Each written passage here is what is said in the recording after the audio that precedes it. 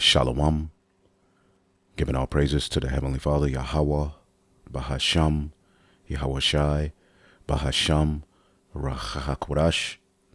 Double honors to the apostles, the bishops, and the elders at Great Millstone who rule well. Peace and salutations, as always, to the elect. And today we're going to get into some history surrounding the importance of the Jews. All right. Now, as we know in the Holy Scriptures, all right, the term Jew, all right, is short for the tribe of Judah. All right. Or, all right, it can, be a label, all right, or a term used for all three tribes of the southern kingdom, all right, which consists of Judah, Benjamin, and Levi. All right, those are the Jews. All right. And when you read the history of our nation, it was the Jews, all right, who were responsible, all right, for keeping the traditions, all right, associated with the temple, all right, the Torah, history, and teachings alive, all right, as there were great rebellions amongst our people who left off from the ways of following the Most High God, Yahweh, all right. They became complete heathen, which leads you into the history of the New Testament, where you see the term Greek or Gentile, all right. And we'll tap into that. Now, I saw a video where Romans, the 3rd chapter, was used. As you have particular camps, they'll say Apostle Paul's writings aren't, divinely inspired, all right. But when it benefits them, or if they can misconstrue what he's saying to make it fit what they're saying, they'll use it, all right. But the things that condemn them, all right, they don't want nothing to do with, all right. This is a hypocrisy, all right. But this particular camp, I saw Alazar using the scripture, Romans 3:1. It says, "What advantage have then the Jew, or what profit is there of circumcision?" All right.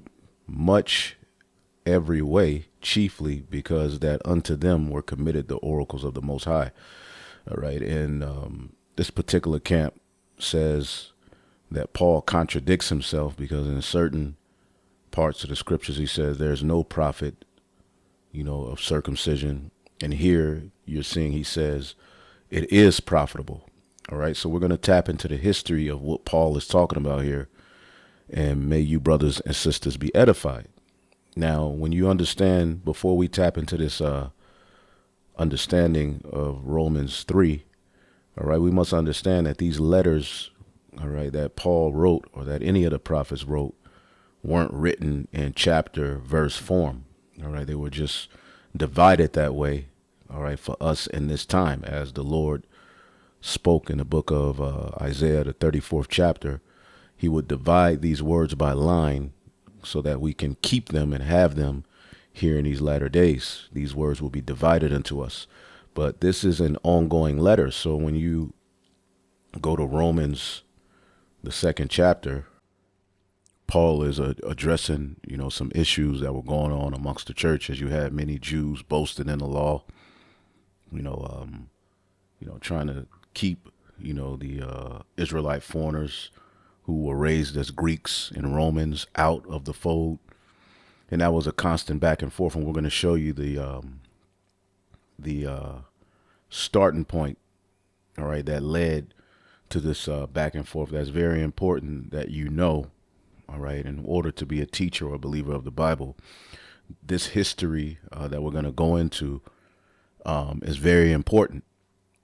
Okay, and many of the Christians who, combat us, they come against us, with this whole Jew, all right, and Greek, or Jew and Gentile, narrative of the New Testament, but they have no understanding of why. You see, if you don't understand what we're getting ready to tap into, then you're going to be completely lost when you read the New Testament. Most people think that they can just open the New Testament without understanding, all right, the history leading into the New Testament, which is very important. The book of Maccabees as well, okay, which is history needed to know and understand. That gives you a backdrop leading into, all right, these talking points of Jew and Gentile, all right, or circumcision, all right, or uncircumcision. But when you read here in Romans 2:28, it says, "For he is not a Jew, which is one outwardly." And when you look at the different, sects or camps that were around when Yahweh Shai came on the scene, and as the disciples went out preaching, and as Paul went out preaching, all right, many of them were very, very serious about outward appearance, fringes, phylacteries, and things and traditions that were passed down as they were Jews, which again, as we're going to show you, that was important for our nation, for those Jews to keep those customs and traditions associated with the Torah, okay, and the laws and the temple and everything else. It's just that when Yahweh Shai came on the scene, all right, the standard of being made right with the Most High changed, and this caused an uproar. So it says, "For he is not a Jew that is one outwardly, neither is that circumcision which is outward in the flesh." Okay, so they were basing, their righteousness with the Most High, on things like circumcision, all right, which can be of the physical penis, as well as the way you were raised, you were cultivated. Circumcision, goes into a cutting in the flesh, but there's also a spiritual aspect of circumcision, all right. Ultimately, when you were raised as a Jew, you were raised circumcised. You were cultivated in the ways of Yahweh Bashim Yahushai, the ways of righteousness. All right. But Paul is saying here, neither is that circumcision which is outward in the flesh. Okay. Now, let's get this scripture real quick. Okay. I believe it's in Philippians. Paul makes this statement. Boom. This is the book of Philippians. All right. 3 and 2. It says, "Beware of dogs, beware of evil workers, beware of the concision," which is those Jews who did not want to accept Yahweh Shai. Okay. Who were boasting in the law, trying to, bind, the Gentiles to the, the keeping of the law and this and that, right? It says, "For we are the circumcision which worship the Most High in spirit, all right, and rejoice in Yahweh Shah HaMashiach and have no confidence in the flesh." All right, and then Paul breaks it down, all right, that he could have confidence in the flesh because ultimately he was circumcised the 8th day, all right, a tribe of Benjamin. So he had his records. He was born a Hebrew of the Hebrews, that's touching the law, a Pharisee. Okay, he goes into his history that ultimately he, if anyone could boast about keeping the laws, he could. All right, but he understood the importance of Yahweh Shai and how this church would be built would be through mercy. All right, so the Gentiles were added into the fold through faith. All right, but right here he says we are of the circumcision which worship the Most High in spirit. So the true circumcision is an inward thing. All right, a spiritual thing. Okay, where you're cutting off, all right, the old man and mentality and renewing your mind. Okay, give me 1 second. Okay, so Romans 2 and 28. "For he is not a Jew, which is one outwardly, neither is that circumcision which is outward in the flesh." We just showed you the true circumcision is a spiritual thing. Okay, but he is a Jew, which is one inwardly, and circumcision is that of the heart and of the spirit, and not in the letter. All right, meaning you're walking it, you're doing it. All right, you have a renewed mind, and you have a right spirit. Many of those who were perfect and raised in the laws and customs who boasted in that, their spirit wasn't right. Okay, they were rejoicing in the letter, meaning that first covenant standard. All right, but their spirits weren't right. They were off. Why do you think Yahweh Shai was constantly going back and forth with them? Okay, so it says, "But he is a Jew, which is one inwardly." All right, and when you look up this term Jew, okay, we know the Hebrew word is Yahwadah. Okay, but as you see here, Jewish, all right, which we know we don't deal with the term Jewish, but a Jew as respects of birth, origin, or religion, all right, meaning you were a natural branch. You were of that, surviving number, all right, that survived the Greco-Roman, assault, forcing you on their idols. You had particular Jews who stuck to traditions, and that's what we're going to get into and the importance of that history. All right. But what Paul is saying here, that he is a Jew, which is one inwardly, and circumcision is that of the heart and in spirit and not in the letter, whose praise is not of men, but of the Most High. So then he continues in Romans, the 3rd chapter, okay, saying, well, what advantage hath the Jew, or what profit is there of circumcision? Because this is a question that can be asked. So you're saying that the Jew, being a Jew, all right, being of that surviving batch, remnant, who stuck to the traditions, all right, who fought, for the temple. You mean kept circumcising their children? You mean that there's no profit to that? Well, yes, there's a profit to that. Okay, he says much, all right, every way, chiefly because that unto them were committed the oracles of the Most High. So this is what I wanted to deal with, because Paul is not saying, all right, being circumcised physically gives you advantage in a form that you can be saved, all right, because ultimately you were raised as a Jew, all right, or that you were circumcised, all right. That's not what he's saying. He's basically going into the history, all right, that the advantage the Jews had, all right, the circumcision is that ultimately what was committed unto them were the oracles of the Most High. Okay, let's read this in the NLT and see how it's worded.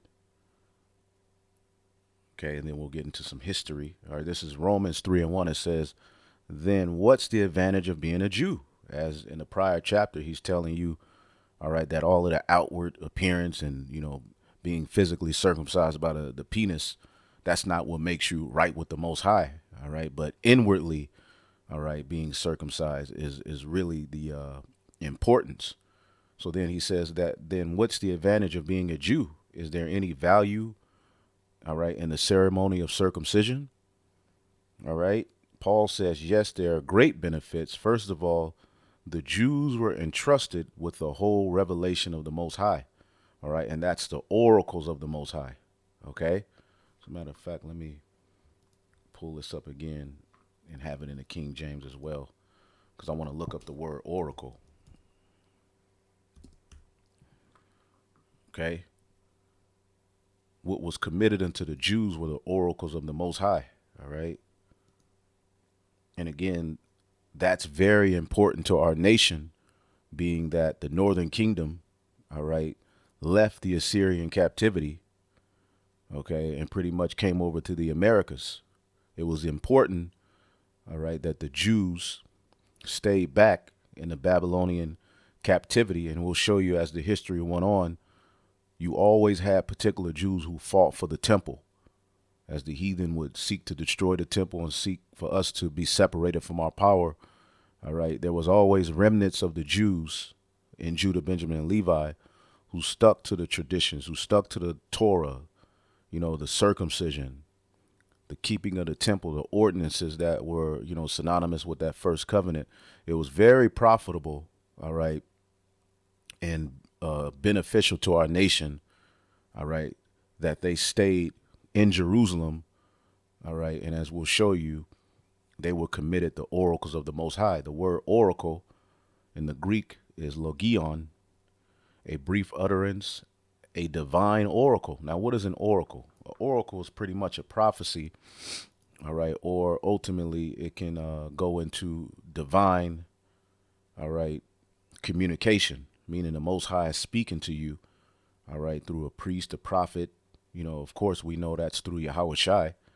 But as you can see, a priest acting as a medium through whom advice or prophecy was sought from the gods in classical antiquity. Okay? A place in which divine advice or prophecy was sought.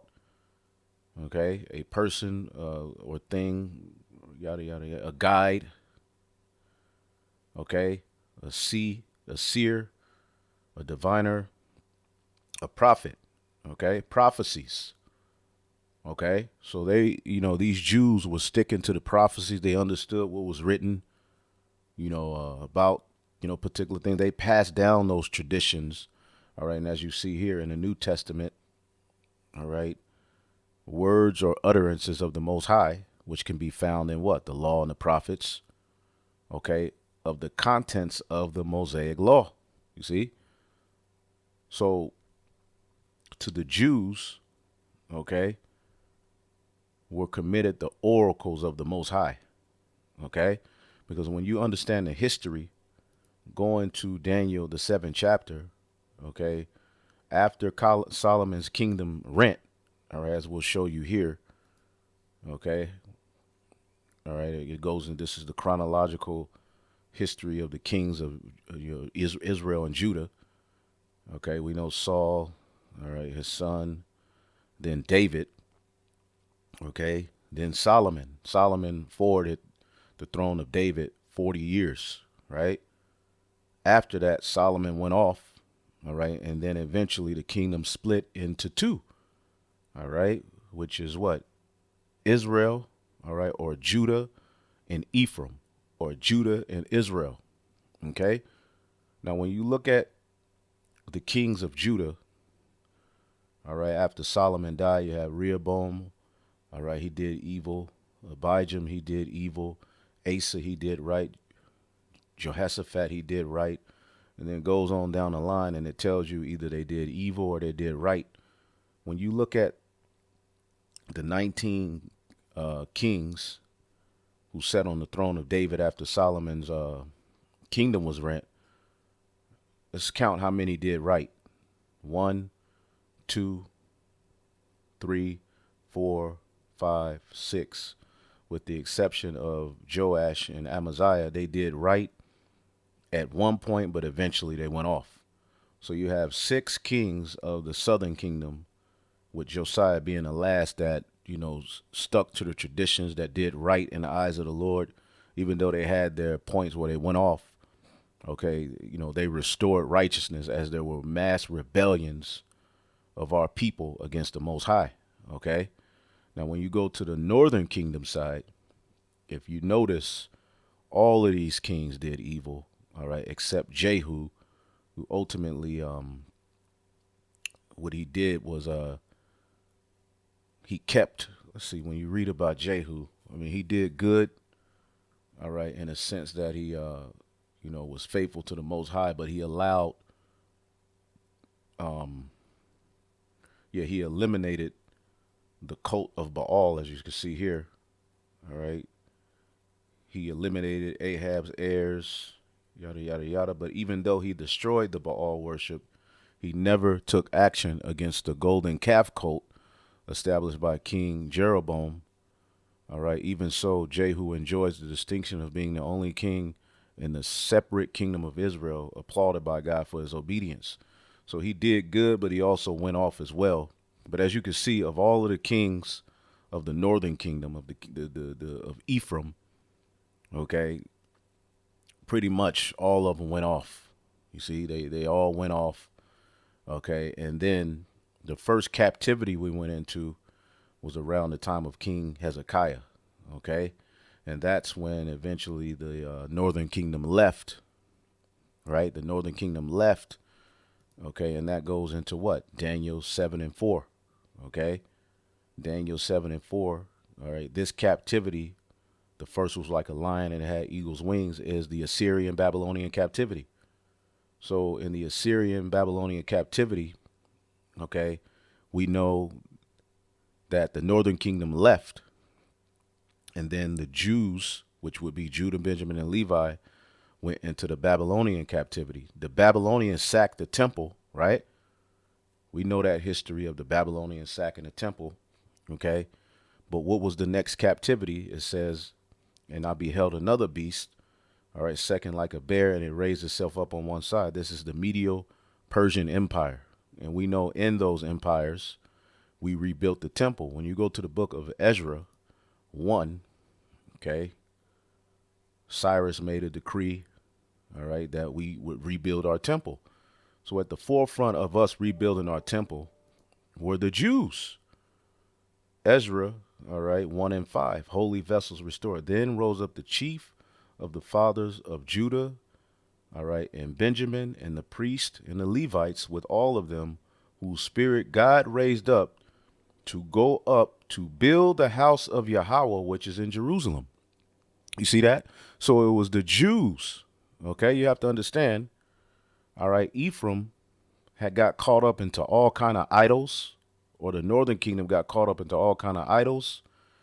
All right, and eventually they left the Assyrian Empire and came over to the Americas. All right, so back in Jerusalem, okay, there was a decree, all right, that the Jews rebuild their temple after the Babylonians had sacked it. And at the forefront of it was Judah, Benjamin, and Levi, which ultimately they were just called Jews. All right, the term Jews, all right, was put on us in that Assyrian Babylonian captivity. Okay, Jews is really short for Judah, which is one tribe. All right, but it became a term put on Judah, Benjamin, and Levi. You see? So again, let's get the book of Zechariah, or let's get the book of Hosea 11 and 12. All right, this is around the time of King Hezekiah. It says, Hosea 11 and 12, Ephraim compasseth me about with lies, and the house of Israel with deceit. But Judah yet ruleth with the Most High, and is faithful with the saints. All right, and that would be through King Hezekiah. Okay, King Hezekiah, all right, you can read his history. All right, after a great rebellion, all right, under, the men who sit on the throne before him, okay, he revived the Passover, and restored the ways of righteousness as the northern kingdom was going completely off. We don't have to get too much into that history, but as you can see, all right, Hezekiah, who's of the tribe of Judah, I believe. Yep, he's of the tribe of Judah because he's in Yahushai's lineage. Okay, he was responsible for the customs being kept. And then, as you can see, there was rebellions, and then Josiah eventually restored it. And then, boom, after the Babylonian captivity, all right, you have, in the Medo-Persian captivity, you have the likes of Zerubbabel, Ezra, I believe, Nehemiah eventually. You have Zechariah. All right, these were Jews who, all right, stuck to the customs and were fervent, all right, about the temple being rebuilt. You see? So as you go down, the line, all right, in this captivity, the next captivity after we rebuilt that temple was the Greek captivity. Okay, so the Jews, Judah, Benjamin, and Levi, eventually went into the Greek captivity, which, let's read some history going into that. What happened in the Greek captivity? Okay, this is the book of First Maccabees, chapter 1 and 33, and I'm going to read this in the GNT. So this is all history you should understand. When Paul is saying what advantage or what profit is the Jew or, circumcision, he says much in every way, chiefly because that unto them were committed the oracles of the Most High.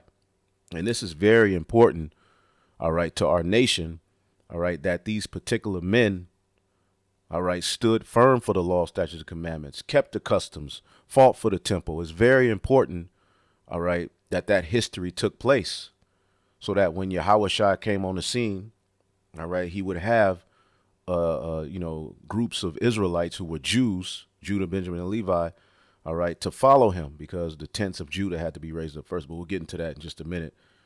This is First Maccabees chapter 1 and 33. It says, Then Antiochus and his forces built high walls and strong towers in the area north of the temple, turning it into a fort.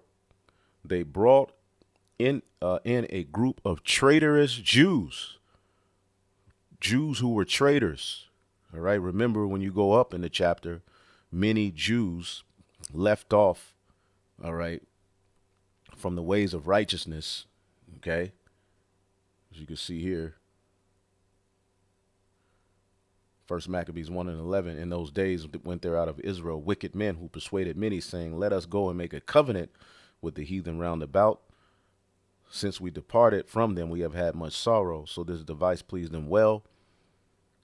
Then certain of the people so forward therein that they went to the king, who gave them license to do after the ordinances of the heathen.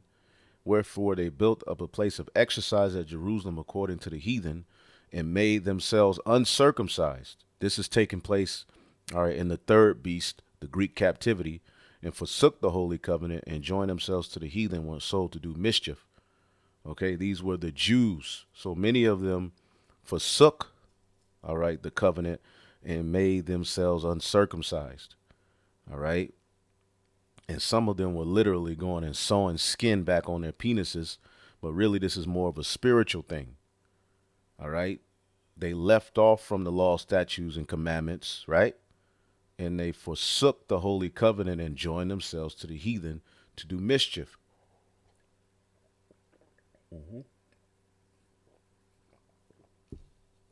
Excuse me. I had to drink my tea. Try to get the tea in me every day. Now, going back in the GNT, we're going to jump in that same chapter. All right, to verse 34, it says, and Antiochus brought in a group of traitorous Jews and installed them there. He installed them to be leaders, all right, in an area north of the temple. To what? All right, push those Greco, all right, demonic practices, all right, upon the children of Israel to make them uncircumcised so that they can be separated from their power. It says they also brought in arms and supplies and stored in the fort all the loot they had taken in Jerusalem. This fort became a great threat to the city. The fort was a threat to the temple, all right, a constant evil menace for Israel. Innocent people were murdered around the altar, people who were coming to, try to get their sins forgiven. They were murdered. All right. The holy place was defiled by murderers. These were Israelites set over, okay, this temple or this area to put hell on other Israelites who were trying to, worship Yahweh B'Shem Yahushai. Okay. The people of Jerusalem fled in fear, and the city became a colony of foreigners. Jerusalem was foreign to its own people who had been forced to abandon the city. The Jews got kicked out. See that? The Jews got kicked out, man. Those who were trying to stick to the traditions, they had to flee. Her temple was empty as a wilderness. Her festivals were turned into days of mourning. Her Sabbath days, all right, into shame. Her honor became an object of ridicule. Her shame, all right, was as great as her shame was as great as her former glory, and her pride was turned into deepest mourning. Okay, this is what happened. Okay, and Antiochus now issued a decree that all nations in his empire should abandon their own customs and become one people. Same thing going on now. All the Gentiles agreed, and even many of the Israelites submitted to this decree. They adopted the official pagan religion, offered sacrifices to idols, and no longer observed the Sabbath. Okay?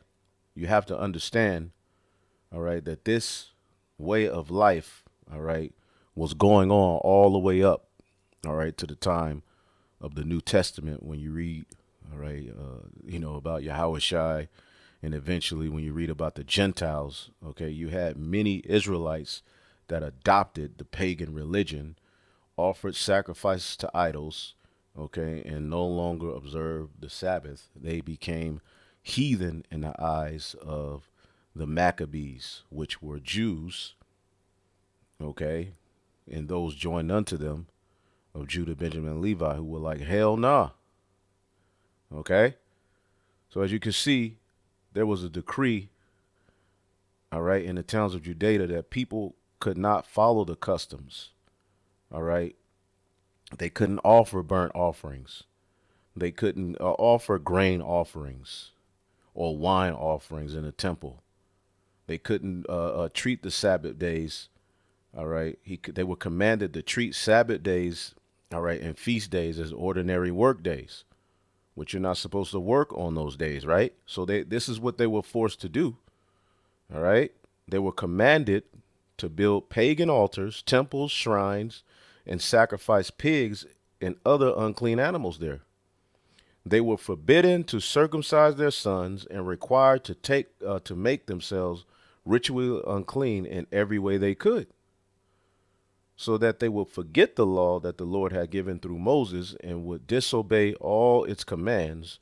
The penalty for disobeying the king's decree was death. Okay?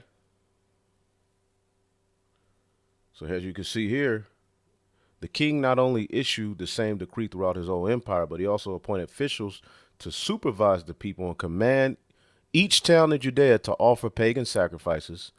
Many of the Jews were ready to forsake the law and to obey these officials.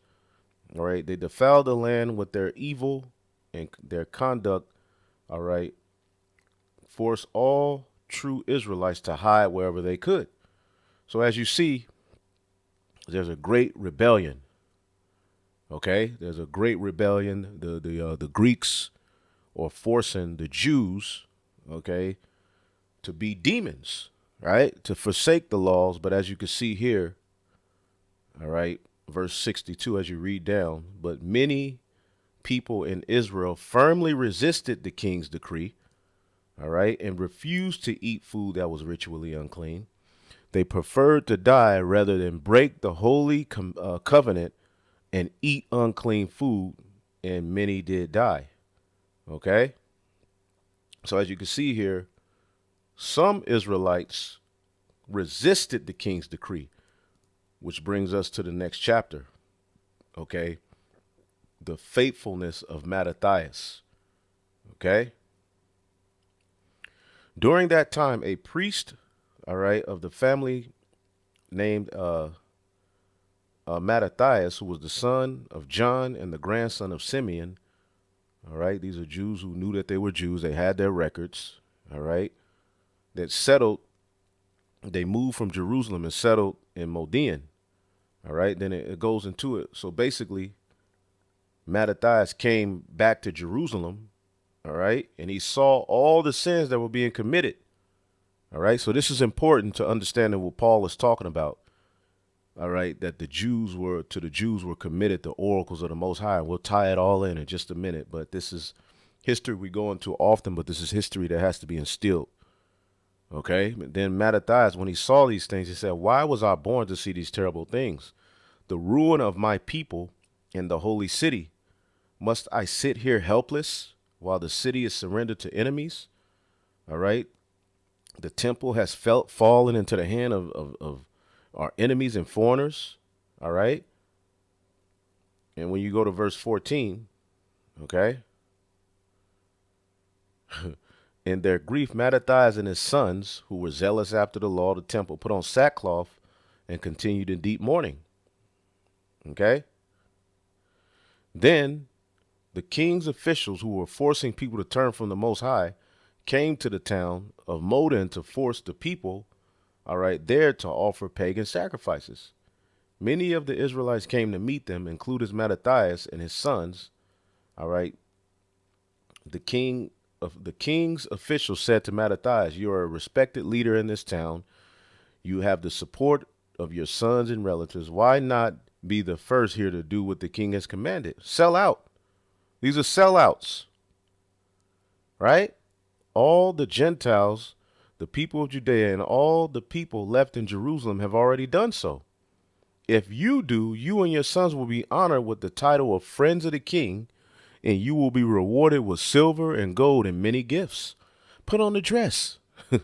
Mattathias answered, who's the father of Judah Maccabees and the other sons, I don't care if every Gentile in his empire has obeyed the king and yielded to his command to abandon, all right, the law, statutes, commandments, all right, or to abandon the religion of their ancestors. All right, my children, my relatives, and I will continue to keep the covenant that God made with our ancestors. With God's help, we will never abandon his law or disobey his commands. We will not obey the king's decree. We will not change our way to worship in the least. Okay? Remember, this is a Jew. All right. And as you follow the narrative, these Jews with this mindset, all right, survived. Some of them survived.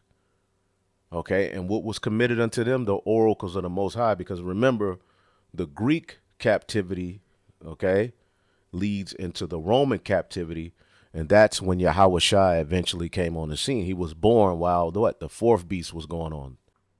But as you can see, all right, from the Babylonian, all right, captivity to the Medo-Persian captivity, all right, to the Greek captivity, as you can see, it's Jews, Judah, Benjamin, and Levi, as we see here in Ezra, all right, going to the Medes and the Persians captivity, all right, you see it was Judah, Benjamin, and Levi, okay, and when you read this story, okay, Ezra 2 and 1. Now, these are the children of the province that went out of the captivity of Babylon, right?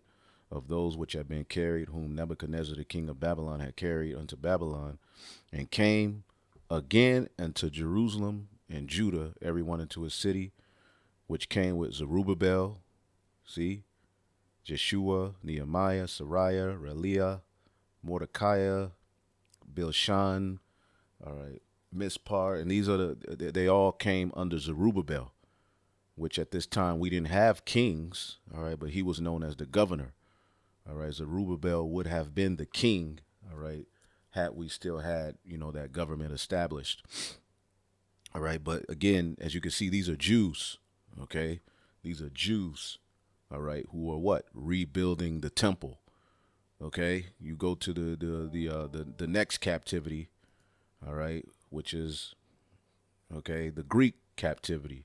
Who do you see standing firm? It's Jews, okay? Jews, all right, at the time that many of the Jews fell away, Mattathias said, me and my sons and my family, okay, we ain't changing a damn thing. We sticking to the customs, okay? Follow the narrative. So as you keep reading here, in First Maccabees 1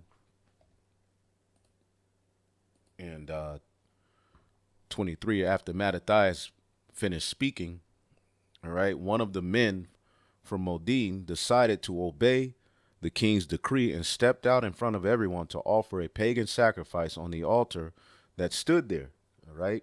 When Mattathias saw him, he became angry enough to do what had to be done. Shaken with rage, he ran forward and killed the man right there at the altar. He also killed the royal official who was forcing the people to sacrifice, and then he tore down the altar. In this way, Mattathias showed his deep devotion to the law, just as Phinehas had done, all right, when he killed Zimri, the son of Salu. All right, and I believe you can go to the book of Numbers to get that history, okay? However, all right, what you must understand is that this, all right, rivalry of those who stuck to the traditions, all right, and those who fell away continued, all right, through this, all right, third beast, okay, the Greeks, all right, into the fourth beast, which was the Romans. Let's get some background history, all right, on the Maccabean revolt, okay?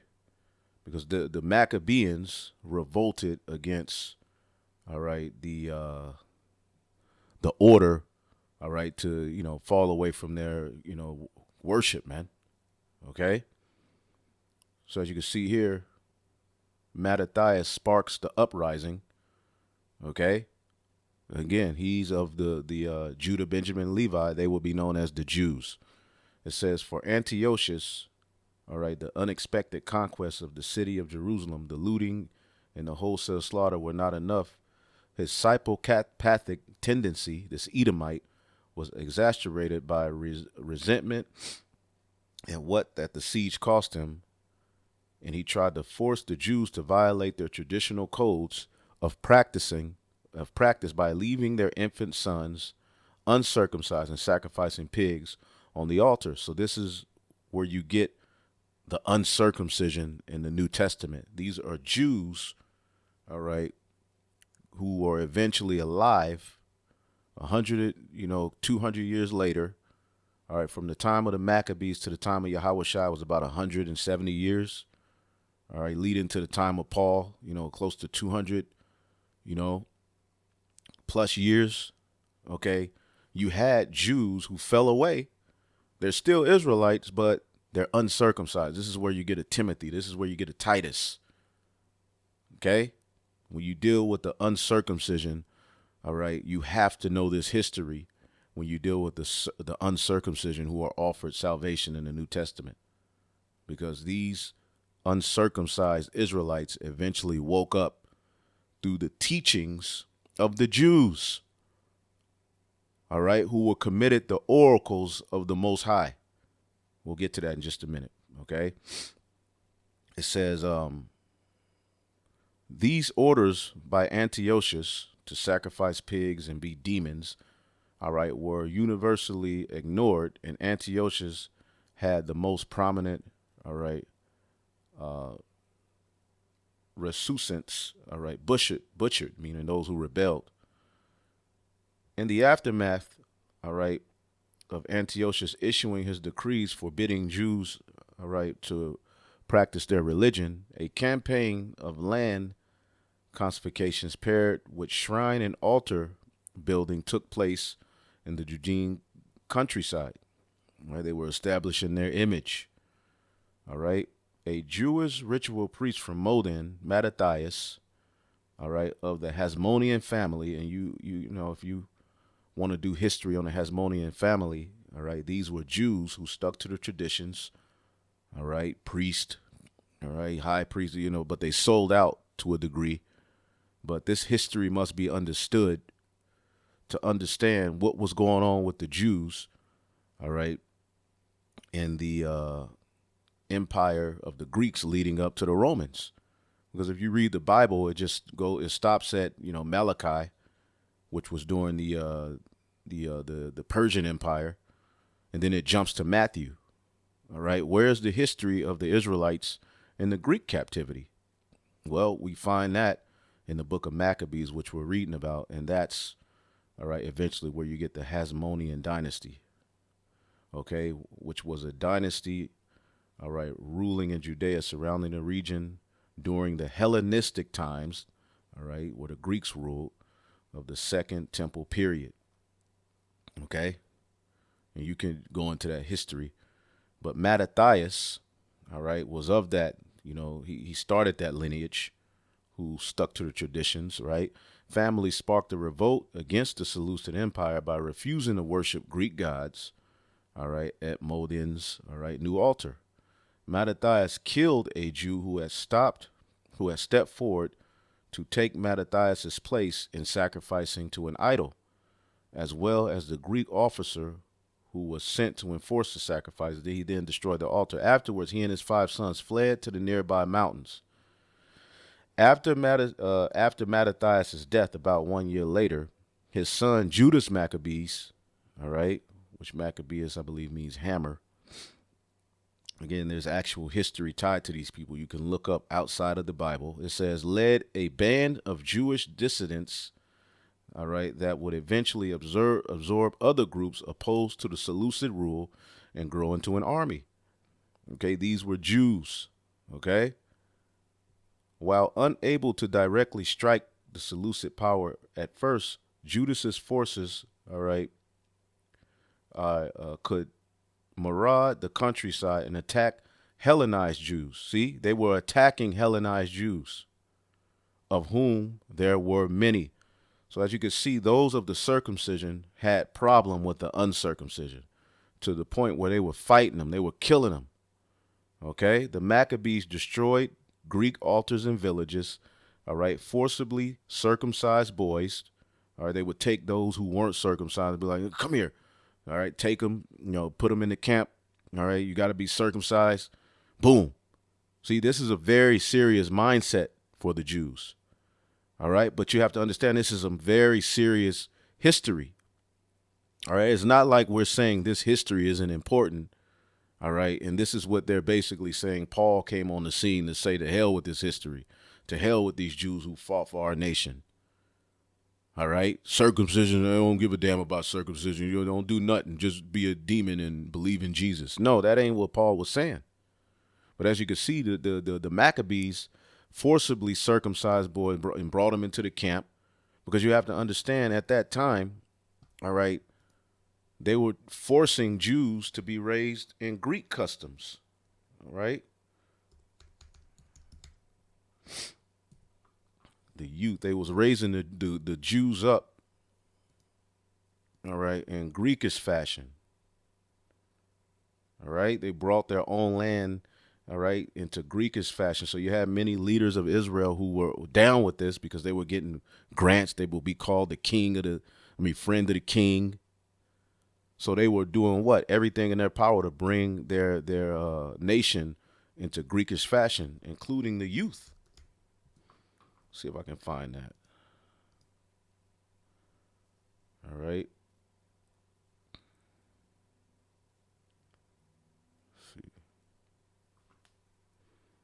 Boom. 2 Maccabees 4:9. Besides this, he promised to assign 150 more if he might have license to set him up a place for exercise, for the training up of the youth in the fashion of the heathen, and to write them of Jerusalem by the name of Antiochians.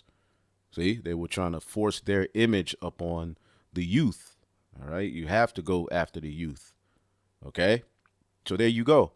So the Maccabean revolt countered that, all right, by forcibly circumcising, all right, the Jews, the little children, the boys of the Jews. All right. And they burnt villages and drove Hellenized Jews off their land. See? So you can see this is a very, very important history. All right. That now you get the understanding of why there's so much friction in the New Testament surrounding circumcision. You see? But the importance of what I'm bringing out here is when you read, all right, what Paul is saying here. Let's get this. Romans 3:1. What's the advantage of being a Jew? Is there any value to the ceremony of circumcision? Yes, there are great benefits. First of all right, all the Jews were entrusted with the whole revelation of the Most High. They were entrusted with what? All right, the oracles. They passed down the traditions, because you have to understand what was Maccabean. What were they?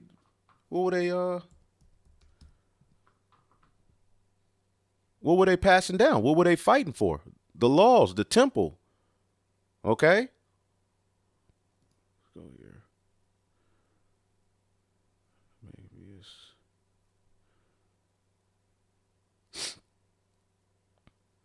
Let's see here.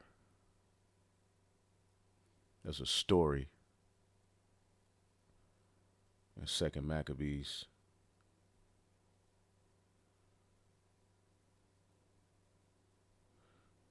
Second Maccabees. Let's see. Is it Second Maccabees?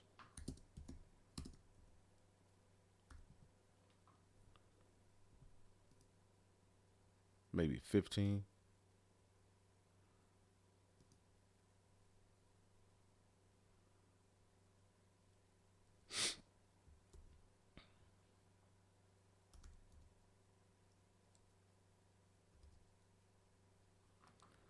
There you go. Verse 7, because the heathen were coming after them. All right. And right here, verse 7, 2 Maccabees 15:7. But Maccabeus had ever sure, all right, confidence that the Lord would help him. Wherefore he exhorted his people not to fear the coming of the heathen against them, but to remember the help which in former times they had received from heaven, and now to expect the victory from the Almighty. And so comforted them out of the law and the prophets, see, and withal putting them in mind of the battles they won afore, he made them more cheerful. So there you go. He again, these traditions, these ways, these oracles, all right, the Jews kept these traditions. Now, when Yahushua came on the scene, okay, you had, all right, these different all right, sects of Jews, camps. They all right, stem from that Maccabees Hasmonean dynasty. All right. There were many sects of Jews in the first century AD, including the Pharisees, the Sadducees, the Essenes, and Zealots. It was more, right? But these are the ones that you go into the New Testament, you read about the Sadducees, the Essenes. Well, you don't read too much about the Essenes, all right? But they're around. You read about the Zealots. You read about the Pharisees, all right? You read about these different camps of Israelites who were around when Yahushua came on the scene. So when Yahushua came on the scene, he gathered from amongst, all right, these Jews. These are Jews. These are people who were born as Jews. These were people who, all right, are descendants of these Maccabean, Hasmonean, all right, empires that stood stiffly for the law. See? Who kept the traditions alive. Okay? Let's get Zechariah 12. Okay? In 7. The Lord also shall save the tents of Judah first. All right? That the glory of the house of David, all right, and the glory of the inhabitants of Jerusalem do not magnify themselves against Judah. Because Judah is the head tribe. All right? And that's the tribe that Yahushua came from. All right? But the tents of Judah, all right, will consist of Judah, Benjamin, and Levi. They had to be raised up first to follow Yahushua, okay, before the word was sent, all right, and it was open to the Gentiles. So it was very important, as you can see, that these Jews, all right, as we just went into a little history of what was going on, all right, in these various different empires going from, we saw what happened. All right, we know that at the time of the Assyrian, Babylonian, all right, the northern kingdom left, right, and then that left Judah, Benjamin, and Levi, okay, in the Babylonian captivity, all right, and they sacked the temple, all right, destroyed it, but at the time of the Medes and the Persians, the Jews were given a decree to rebuild the temple, all right, you have that history, and then at the time of the Greeks, they attacked the temple and tried to force many of them, all right, to be sodomites and weirdos and not circumcise themselves and not follow the law, statutes, and commandments. But there was a group, a remnant of the Maccabees and those who joined themselves unto them, okay, Jews who fought, all right, who ultimately were like, hell nah. They were putting those different Gentile Israelites to death. You see, Paul himself, all right, was putting a lot of these to death because Paul was raised as a Pharisee. As a matter of fact, we were just reading, was that Philippians 3? Let's go back there.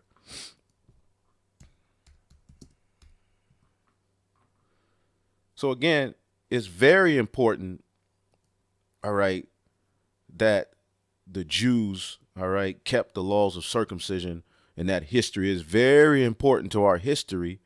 All right. However, under Yahushua, it is not the standard, all right, of getting salvation. And many of even the believing Jews who follow Yahushua had issue with this.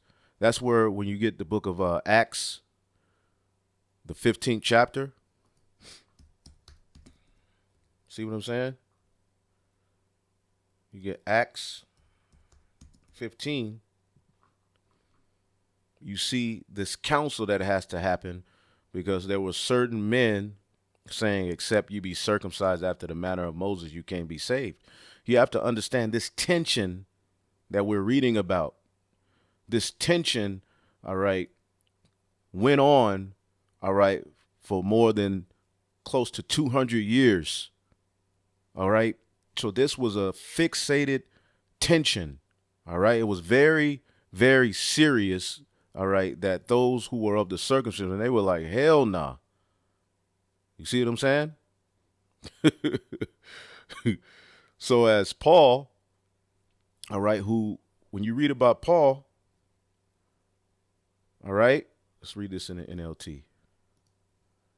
He was one of those Jews. He was a descendant of those Jews who stuck to the traditions. Oh, there we go. Damn, internet went out. All right. I think I got everything I need up, so I'm good. But as you can see here, Paul is saying, if anyone could boast in the flesh, in those customs, I can. I was circumcised the eighth day, of the stock of Israel, of the tribe of Benjamin, a Hebrew of the Hebrews, as touching the law of Pharisee. I was one of the Pharisees. Okay? The Pharisees, all right? All right, they when you follow them, they were into outward appearance. They were strict about customs and things like that. But Paul is saying here, look, I was raised a Pharisee. See? Concerning zeal, I persecuted the church of Yahushua, touching the righteousness which is in the law, blameless. So he was put to death. He followed that tradition, going back to Mattathias and the Maccabees, putting those different, unclean jakes to death.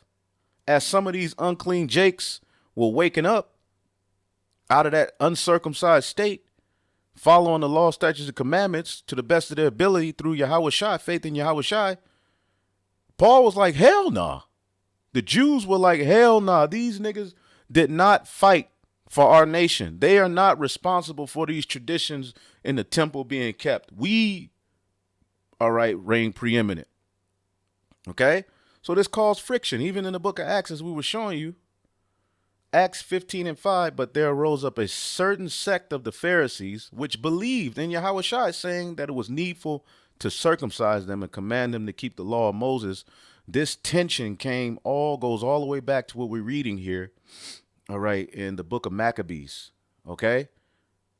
In this history that we're going into. You see? So as the internet went out, I'm going to just end it. But what Paul is saying here, okay, let's read it again. Romans 3:1. Then what's the advantage of being a Jew? Is there any value in the ceremony of circumcision? Yes, there are great benefits. First of all, the Jews were committed the oracles of the Most High.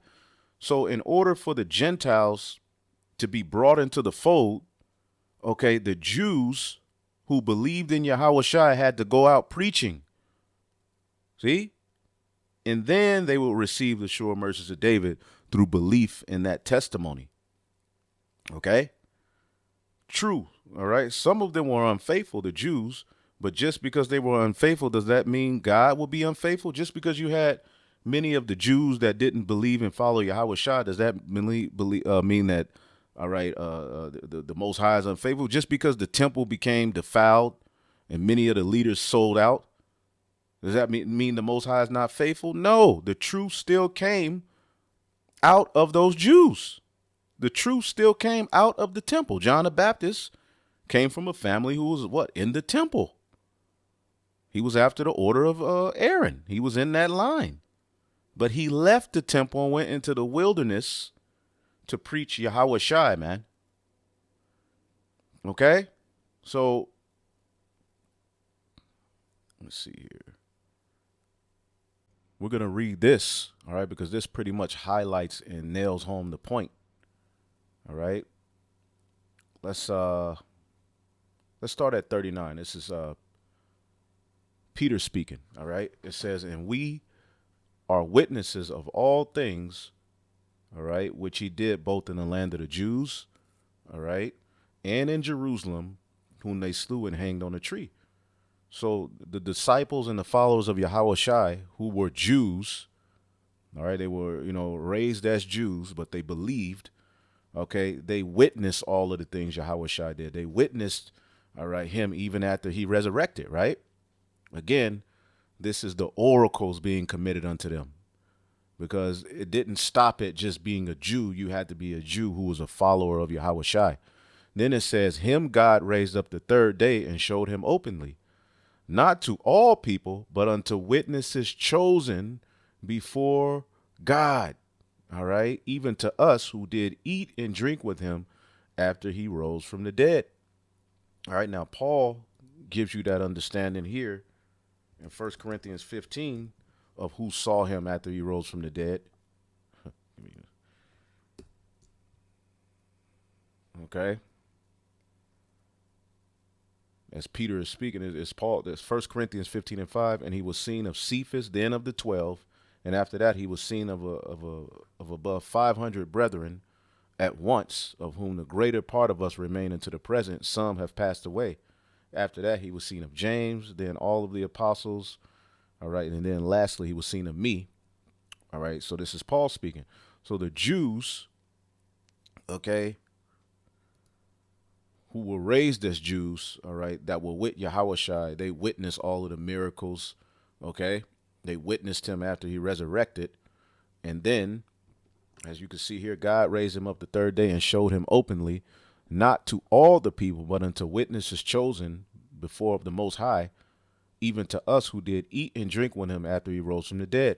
And he commanded us to preach unto the people and to testify that it is he which was ordained of the Most High to be judge of the quick and dead. So as they went and preached, okay, they were preaching, but eventually some of these Gentiles who were scattered, they started to wake up. They started to hear about the fame of Yahushua. They started to wanted to know what was up. All right, to him give all the prophets witness that through his name whosoever believeth, all right, in him shall receive remission of sins, whether you Jew or Gentile. While Peter yet spake these words, the Holy Spirit fell on all them that which heard the word, and they of the circumcision which believed on Yahushua were astonished, and as many as came with Peter, because that on the Gentiles, okay, who they had for years looked down upon, who they had for years said, hell nah, all right, the Gentiles, all right, was poured up the gift of the Holy Spirit. Okay, for they heard them speak with tongues and magnify the Most High. Then Peter answered, can any man forbid water? Can you forbid the Spirit, that these should not be baptized, which have received the Holy Spirit as well as we being the Jews? Okay, and he commanded them to be baptized in the name of the Lord. Then prayed they him to tarry certain days. So again, the preaching of the Jews led to the Gentiles having, all right, the Jews who follow Yahushua, all right, the Gentiles had a word to believe on, man, a way back in. Okay, that's why Ephesians 2:12, in times past, all right, you were called uncircumcision by the circumcision, but in Yahushua you're good. All right, Acts 11:1, and the apostles and brethren that were in Judea heard that the Gentiles had also received the word of the Most High. And when Peter was coming to Jerusalem, they of the circumcision contended with him, saying, thou wentest into men uncircumcised and ate with them. Again, this was a no-no. This was a no-no to the Jews, to chill with those who fell away. But Peter broke it down, dealing with Cornelius, how the Lord showed them that he was going to cleanse some of the Gentiles, man. So, let's see here.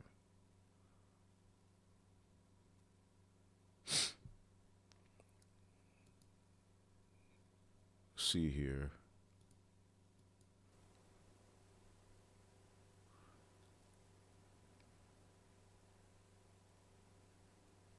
Let's see here.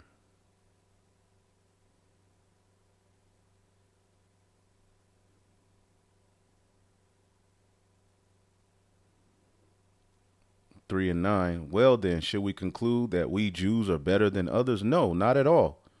For we have already shown that all people, whether Jew or Gentile, are under the power of sin. See? And the law was only given to the Israelites. So we all are guilty when it comes to that covenant. Both Jew and Gentile. See? As the scriptures say, no one is righteous, not even one.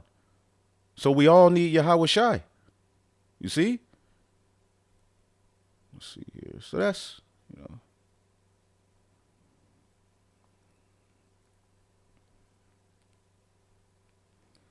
Verse 19, obviously the law applies to those to whom it was given, for its purpose is to keep the people from having excuses and to show that the entire world of Israel basically is guilty before the Most High. Okay, but many of the Jews thought, you know, that because they fought for that, you know, the holy place to be kept, all right, and that they did all of those good deeds, that ultimately now this would reject the Gentiles from coming in. Okay?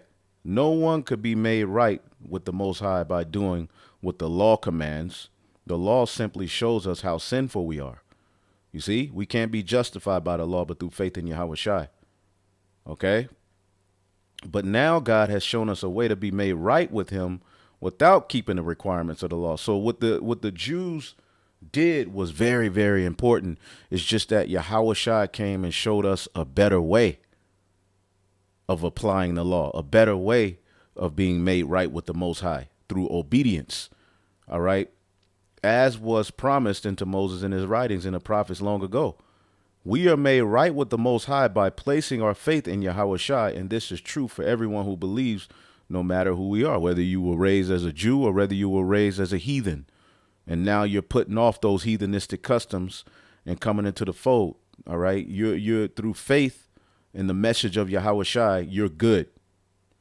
For everyone has sinned, both Jew and Gentile. We all fall short of God's standard. Okay. So, it goes in, man, this whole thing is just going into it.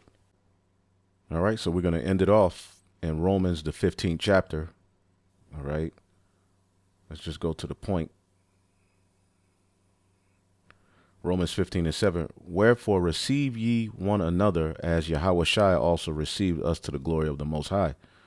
Now I say that Yahweh Shai was a minister of the circumcision, all right, for the truth of God, to confirm the promises made unto our fathers.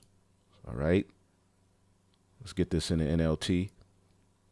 This pretty much seals the deal on what we're saying. Remember that Yahweh Shai came as a servant to the Jews to show that God is true to the promises he made to their ancestors. All right.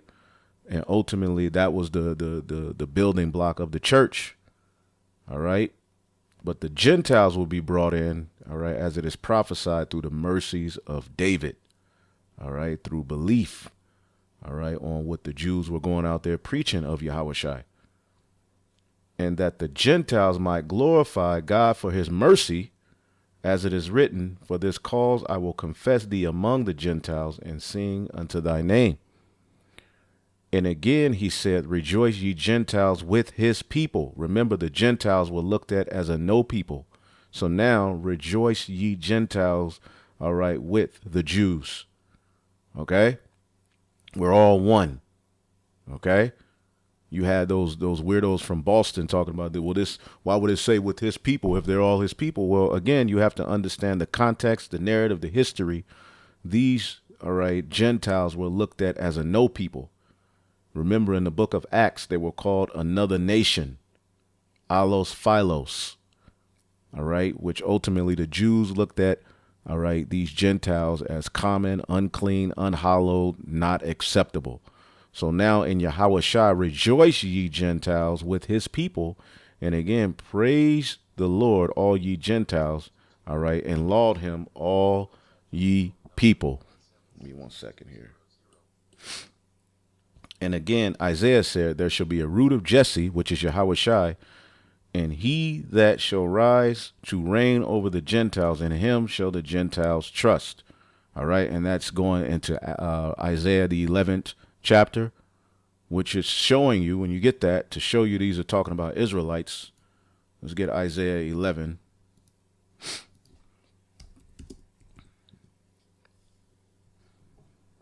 Isaiah the 11th chapter, and the first verse. And there shall come forth a rod out of the stem of Jesse, David's father, and a branch shall grow out of his roots. This is speaking of Yahweh Shai. Okay. Verse 10, in that day there shall be a root of Jesse, which shall stand for an ensign of the people. To it shall the Gentiles seek, and his rest shall be glorious. And it shall come to pass, all right, that the Lord shall set his hand again the second time to recover the remnant of his people, which shall be left from Assyria, Egypt, Pathros, Cush, all right, Elam, Shinar, Hamath, and from the islands of the sea, and shall set up an ensign for the nations, and shall assemble, all right, the outcast of Israel, and gather together the dispersed of Judah from the four corners of the earth. All right. The envy also of Ephraim shall depart, and the adversaries of Judah shall be cut off. Ephraim shall not envy Judah, and Judah shall not vex Ephraim. See, and that would all be done under Yahweh Shai. He is that ensign to whom these scattered Gentiles would have to seek. All right. But ultimately, it all goes back, all right, to when Yahweh Shai established his church under Peter. You see? But again, that church would be raised up in the latter days here in Babylon the Great. But again, these scattered Israelites, their only way back in would be through, all right, the testimony, through belief in Yahweh Shai. All right. So these scattered Israelites, all right, are the Gentiles, as we just read. So again, all right, Romans 15, all right, and 8. Remember, Yahweh Shai came as a servant to the Jews to show that God is true to his promises. Again, remember, the tents of Judah had to be raised up first, man. Okay? Let's see here. Romans 15 and 12. In another place, Isaiah said that the heir to David's throne, Yahweh Shai, will come and he will rule over the Gentiles. All right? They will place their hope in him. All right. And that's us. Okay. That's us, man. You know, receiving mercy outside of the technicalities of the law, but through faith in what we heard. And what we heard, that message started, all right, with Peter and the other disciples who were with Yahweh Shai, who went out preaching, man. Okay. So to the Jews were committed the oracles of the Most High. Okay. Hopefully y'all are edified. On to the next. Shalom.